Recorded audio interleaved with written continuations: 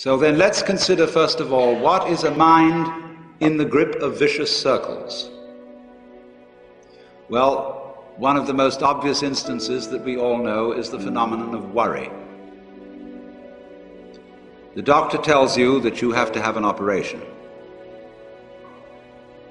And that has been set up so that automatically everybody worries about it.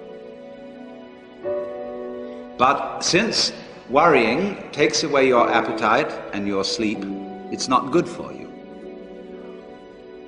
But you can't stop worrying, and therefore you get additionally worried that you are worrying. And then, furthermore, because that is quite absurd and you are mad at yourself because you do it, you are worried because you worry because you worry. That is a vicious circle. So now, can you allow your mind to be quiet? Isn't it difficult? Because the mind seems to be like a monkey, jumping up and down and jabbering all the time. Once you've learned to think, you can't stop. And an enormous number of people devote their lives to keeping their minds busy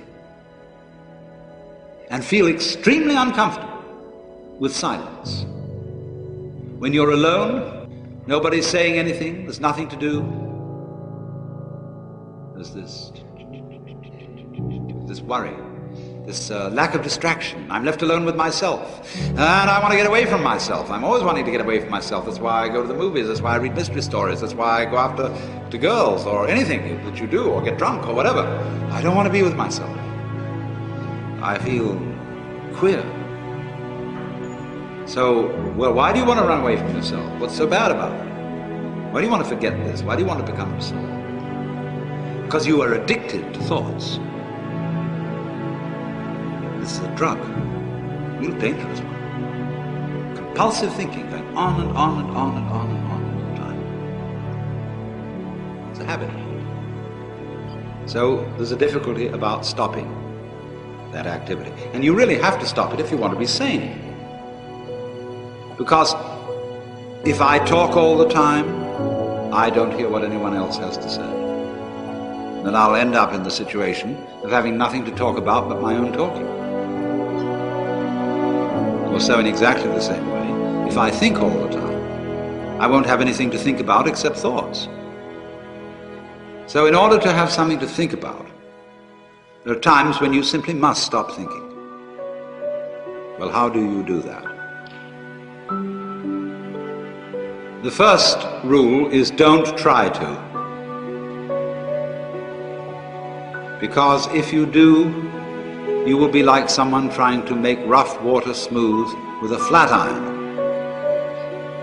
And all that will do will stir it up. So in the same way as a muddy, turbulent pool quiets itself when left alone, you have to know how to leave your mind alone.